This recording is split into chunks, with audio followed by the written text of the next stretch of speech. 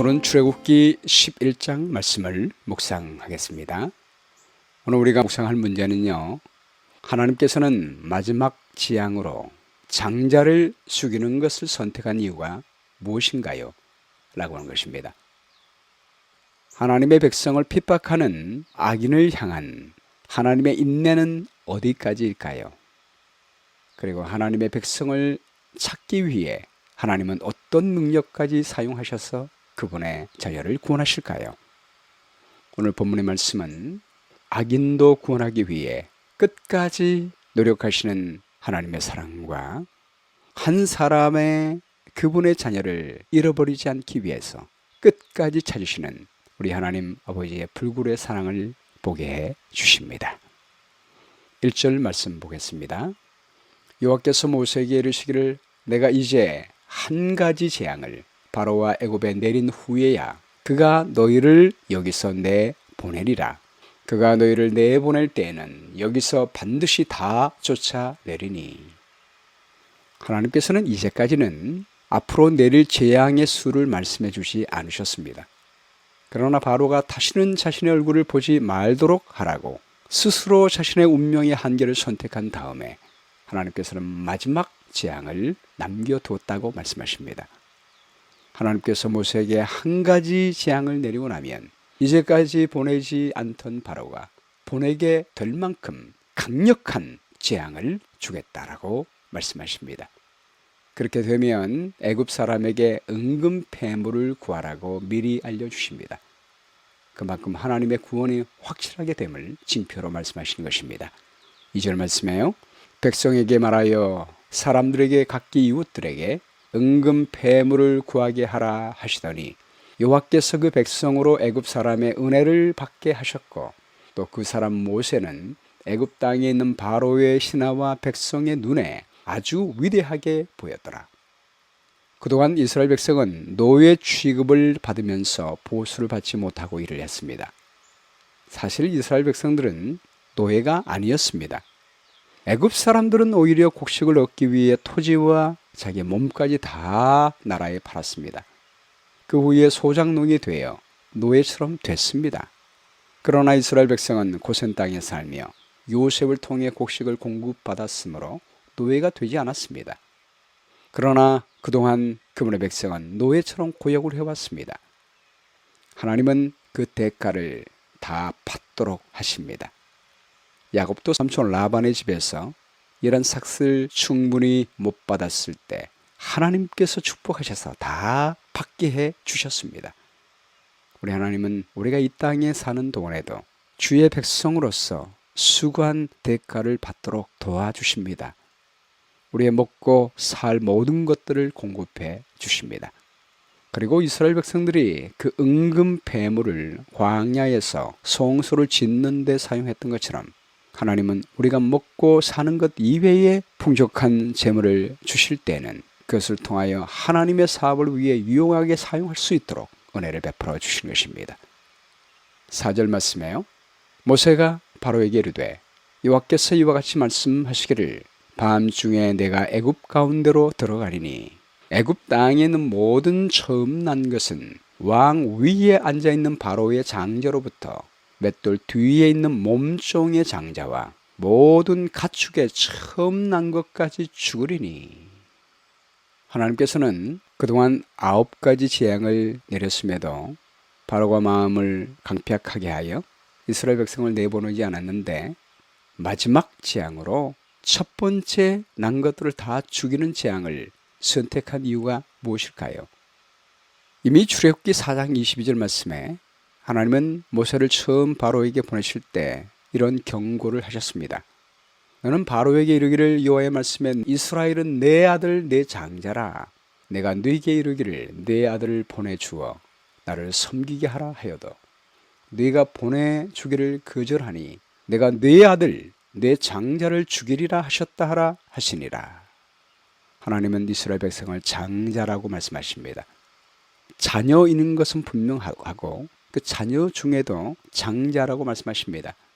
그 이유는 아브라함의 자손은 후에 태어났지만 아브라함과 그의 후손은 하나님의 말씀을 믿고 그 약속을 의지하여 말씀에 순종하는 첫 믿음의 자녀가 된 것입니다. 장자의 명분은 항상 하나님의 말씀을 다른 사람에게 전하고 가르치는 지혜사장의 역할을 하게 되는 것입니다. 이스라엘 사람들은 하나님의 말씀과 율법을 보관하는 장자로 선택을 받았습니다. 맏아들이 되어 모든 민족들에게 하나님의 복음을 증거하는 사람으로 삼아 주신 것입니다. 하나님께서 그 맏아들을 바로에게 내어놓으라고 하십니다. 그 맏아들을 이끌어서 가나안 땅으로 인도하여 그들로 온 세상의 복음을 전하며 구원하는 사람으로 삼겠으니 내어놓으라고 말합니다. 그러나 바로는 감히 하나님의 명령을 거절합니다. 하나님의 요청을 무시했습니다. 그럼에도 불구하고 하나님은 오랫동안 참으시며 애굽 사람도 구원하기 위하여 약한 재앙으로부터 시작해서 계속 내어놓으라고 권면한 것입니다. 9번째까지 참았습니다. 인내했습니다. 그러나 끝까지 하나님의 장자를 내어주지 않을 때 하나님은 처음에 보낸 대로 내가 내 장자를 보내주지 아니하면 네 아들 내 장자를 죽으리라 라고 하는 말씀을 마지막에 이루는 것입니다. 여러분, 세상 부모도 자녀가 유괴범에 붙잡혀 가면 모든 것을 동원해서라도 반드시 그 자녀를 건져내 옵니다. 우리 하나님은 어떠하시겠습니까? 하나님이 이제까지 참으신 이유는 그 유괴해 붙들고 있는 그 사람까지라도 구원하기 위하여 기회를 주신 것뿐입니다. 지금 하나님이 오랫동안 이 세상을 향하여 참으시는 이유는 모두를 구원하기 위하여 그렇습니다. 악인까지 돌이켜 구원하기 위하여 참으시는 것뿐입니다. 그러나 언제까지나 참지 않습니다. 더 이상 그들이 하나님을 영접할 가능성이 없을 때 하나님은 마지막 모든 능력을 사용해서 원수를 죽여서까지라도 당신의 자녀를 구원하는 분이라고 나타내 보이십니다. 9절 말씀에요. 여호와께서 모세에게 이르시기를 바로가 너의 말을 듣지 아니하리라. 그러므로 내가 애굽 땅에서 나의 기적을 더하리라. 하나님은 말을 듣지 않고 더 이상 가능성이 없을 때 모든 능력을 다 사용하여 당신의 자녀를 마침내 건져내 줄 것이라고 말씀하고 있습니다. 우리는 여기서 당신의 자녀를 구원하기 위한 하나님의 견인적인 사랑을 볼 수 있습니다. 하나님께서 아기를 향하여 오랫동안 참으시는 것도 모든 사람을 구원하기 위하여 이 세상의 고통을 연장시키고 있지만, 그러나 때가 오면 마침내 반드시 당신의 자녀를 찾으시는 하나님의 견인적인 사랑을 보게 되는 것입니다. 로마서 8장 35절 말씀에 누가 우리를 그리스도의 사랑에서 끊으리요? 환난이나 곤고나 박해나 기근이나 적신이나 위험이나 칼이랴. 내가 확신하노니 사망이나 생명이나 천사들이나 권세자들이나 현재일이나 장래일이나 능력이나 높음이나 깊음이나 다른 어떤 피조물이라도 우리를 우리 주 그리스도 예수 안에 있는 하나님의 사랑에서 끊을 수 없으리라. 여러분, 우리가 구원받지 않기로 하나님의 손을 뿌리치지 않은 한, 때로 더 이상 내게로 오지 말라고 소리치지 않은 한 하나님께서 먼저 포기하는 적은 결국 없습니다. 누구든지 구원받길 원하는 자는 어떤 환경에도 하나님은 끝까지 구원하시는 것입니다. 모든 능력을 다하여 우리를 붙들고 있는 사탄의 세력을 완전히 멸해서라도 우리를 구원하시는 하나님이십니다. 5절 말씀 보겠습니다. 애굽 땅에 있는 모든 처음 난 것은 왕 위에 앉아있는 바로의 장자로부터 맷돌 뒤에 있는 몸종의 장자와 모든 가축의 처음 난 것까지 죽으리니 애굽 온 땅에 전무후무한 큰 부르짖음이 있으리라. 그러나 이스라엘 자손에게는 사람에게나 짐승에게나 개 한 마리도 그 혀를 움직이지 아니하리니 여호와께서 애굽 사람과 이스라엘 사이를 구별하는 줄을 너희가 알리라 하셨나니, 왕의 이 모든 신하가 내게 내려와 내게 절하며 이르기를 너와 너를 따르는 온 백성은 나가라 한 후에야 내가 나가리라 하고 심히 노하여 바로에게서 나오니라. 우리 하나님은 하나님을 믿기로 선택한 그분의 백성은 한 사람도 잃어버리지 않고 구원하시고 보호하시겠다고 말씀하십니다. 사람뿐만이 아니라 하나님의 백성에게 속한 짐승조차 개 한 마리도 그 혀 하나도 절대로 다치는 일이 없도록 보호하시겠다고 약속하십니다. 누가복음 8장에 보면 예수님이 거라사 지방을 갔을 때 귀신 들린 한 사람을 만납니다. 얼마나 많은 귀신에 들렸든지 예수님이 그 이름을 군대라고 표현했습니다. 귀신이 군대만큼 많이 들은 것입니다. 완전히 귀신에게 속박되고 붙잡혀 있습니다. 그래서 쇠사슬과 고랑에 매어놓아도 끊고 다녔습니다. 그 사람은 귀신에게서 벗어나고 싶었습니다. 근데 아무리 노력을 해도 벗어날 수가 없는 것입니다. 그런데 주님을 보자 귀신에게서 구원해달라고 요청하러 나갔습니다. 그러나 귀신이 그 사람의 할 말을 가로치어서 막습니다. 예수를 보고 부르짖어 그 앞에 엎드리며 큰 소리로 불러 가로되 지극히 높으신 하나님의 아들 예수여, 나와 당신이 무슨 상관이 있나이까? 당신께 구하오니 나를 괴롭게 마옵소서 하니, 그 순간 그 사람은 절망합니다. 구원해 달라는 소리도 못하게 된 것입니다. 그러자 예수님은 귀신의 군대에게 명하십니다. 돼지에게로 들어가라. 예수님은 그 사람의 마음의 소리까지 들으셨기 때문입니다. 귀신들은 주님의 명령에 따라 그 사람에게서 나가서 돼지에게로 들어갈 수밖에 없었습니다. 그리고 그 사람은 구원받았습니다. 여러분, 우리가 마음만이라도 주님께 도움을 요청하며 구원해 달라고 하면 우리 예수는 그 마음의 소리를 들으시고 당신의 백성으로 여기십니다. 사탄의 능력이 아무리 커도 군대의 능력일지라도 그분이 한마디 명하면 구원받는 것입니다. 그분을 선택한 사람은 한 명도 잃어버린 바 되지 않을 것입니다. 본문 9절 말씀에요. 여호와께서 모세에게 이르시기를 바로가 너의 말을 듣지 아니하리라. 그러므로 내가 애굽 땅에서 나의 기적을 더하리라 하셨고, 모세와 아론이 이 모든 기적을 바로 앞에서 행하였으나 여호와께서 바로의 마음을 완악하게 하셨으므로 그가 이스라엘 자손을 그 나라에서 보내지 아니하였더라. 하나님은 마지막 재앙도 미리 알려줍니다. 바로가 너 더 이상 내 얼굴을 보지 못할 것이다. 내 얼굴을 더 이상 보면 내가 너를 죽이리라 라고 선언했습니다. 그럼에도 불구하고 하나님은 마지막 재앙까지 미리 알려주기 위하여 모세를 보냅니다. 모세는 죽을 각오를 하고 바로 앞에 가서 마지막 재앙까지 예언해 주는 것입니다. 바로 그 장자를 죽일 수 있지만 또 한 번의 은혜를 주어 피할 수 있고 회개할 수 있는 기회를 준 것입니다.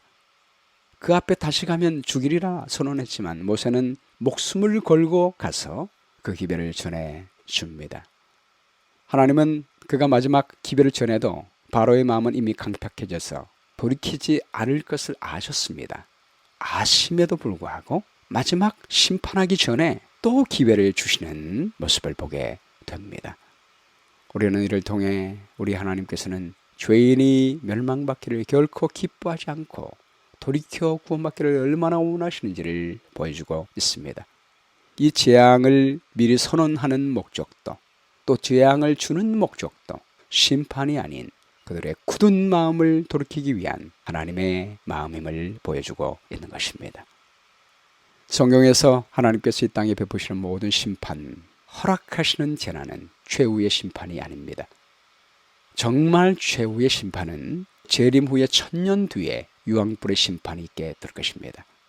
그때 모든 사람을 태우고 둘째 사망이 이루어지게 될 것입니다. 그것이 최후의 심판입니다. 그러나 그 운명은 예수님 재림 때 다 결정되게 됩니다. 우리 예수님은 그 최후의 심판 전에 끝까지 악인을 돌이키기 위하여 노력하시는 분이십니다. 마지막 재앙, 애굽에서 처음 난 아이들은 다 죽게 될 것이다 라고 하는 재앙도 미리 말씀해 주신 것은 끝까지 구원하기 위해서 인도하시는 하나님의 마지막 탄원의 기별입니다. 세 천사의 기별이 바로 이와 같은 기별입니다. 계시록 14장 7절에 보면 첫 번째 천사의 기별은 하나님을 두려워하며 그에게 영광을 돌리라 라는 것입니다. 심판하신 시간이 이르렀다는 것입니다. 그동안 오랫동안 참고 인내하며 견뎠지만 이제는 심판의 시간이 이르렀다. 이제 마지막이다 라고 말합니다. 그러므로 하늘과 땅과 바다와 물들의 근원을 만드신 이를 경배하라 라고 말씀합니다. 그런데 이 음성을 거절합니다. 둘째가 그 뒤를 따라 말하되 무너졌도다 무너졌도다 큰 성 바벨론이여 모든 나라에게 그 음행으로 말미암아 진노의 포도주를 먹이는 자로다 하더라. 아직까지 큰 성 바벨론에 거하며 진노의 포도주를 먹고 있는 사람을 향하여 또 경고하는 것입니다. 반드시 무너지게 될 것이니까 나오라라고 말합니다. 그래도 거절하며 오히려 짐승의 우상을 세우고 경배를 강요하고 하나님의 백성을 죽이려고 하는 사람들을 향해서도 끝까지 경고하십니다. 또 다른 천사 곧 셋째가 그 뒤를 따라 큰 음성으로 이르되 만일 누구든지 짐승과 그의 우상에게 경배하고 이마에나 손에 표를 받으면 그도 하나님의 진노의 포도주를 마시리니 그 진노의 잔에 섞인 것이 없이 부은 포도주라. 거룩한 천사들 앞과 어린 양 앞에서 불과 유황으로 고난을 받으리니 그 고난의 연기가 세세토록 올라가리로다. 짐승과 그의 우상에게 경배하고 그 이름의 표를 받는 자는 누구든지 밤낮 쉼을 얻지 못하리라 하더라. 예, 여기에 마지막 하나님의 심판이 언급되어 있지요. 이 심판을 미리 말하면서 결코 여기에 참여하지 말라고 말씀하십니다.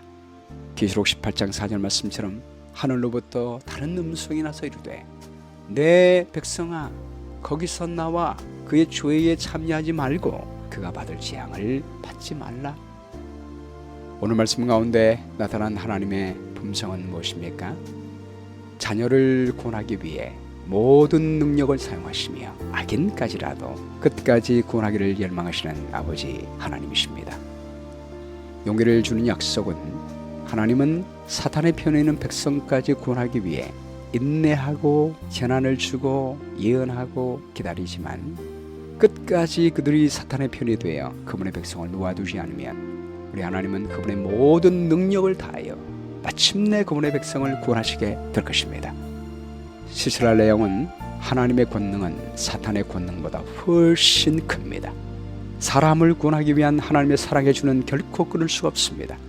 그러므로 우리가 복음을 증거할 때 담대한 마음으로 하나님의 권능의 능력으로 사람을 구원하게 되기를 바랍니다. 하나님이 참으시는 것도 핍박받도록 놔두시는 것이 결코 힘이 약해서 그런 것이 아닙니다. 하나님은 훨씬 더 큰 능력을 갖고 사람을 구원하기 위하여 일하고 있습니다. 그러므로 우리가 언제나 주눅들지 말고 담대한 마음으로 사탄이 빌 때까지 내가 전한다라는 마음으로 결코 포기하지 않고 하나님처럼 모든 방법을 다 사용해서 주의 말씀을 전하는 우리 모두가 되기를 바랍니다. 기억될 말씀은 출애굽기 11장 7절입니다. 그러나 이스라엘 자손에게는 사람에게나 짐승에게나 개 한 마리도 그 혀를 움직이지 아니하리니 여호와께서 애굽 사람과 이스라엘 사이를 구별하는 줄을 너희가 알리라 하셨나니. 기도하겠습니다. 사랑의 주님, 우리를 사랑하시되 영원 전부터 사랑하시고 구원의 계획까지 준비해 놓으신 아버지의 은혜를 감사합니다. 죄를 짓자마자 그 구원의 계획을 방포하시고 그 약속을 십자가에서 이미 이루어 주셨사오니 감사합니다. 그 사랑으로 죄인들을 구원하기 위하여 오래 참으시는 하나님의 사랑 감사합니다. 권능을 사용하여 마침내 아버지께 속한 백성은 한 명도 잃어버리지 않고 다 구원하시겠다는 모습을 오늘 말씀을 통해서 보여주시오니 감사합니다. 이 귀하신 사랑을 우리가 바라보며 담대한 마음을 갖게 도와주시고 구원받지 못한 사람들을 향하여 담대한 마음으로 나가 끝까지 하나님의 구원의 기별을 전함으로 말미암아 주님 오실 때 후회함 없이 주님을 배움는 저희 모두가 될 수 있도록 도와주시옵기를 간절히 바라오며 예수 그리스도의 귀하신 이름으로 기도합나이다. 아멘.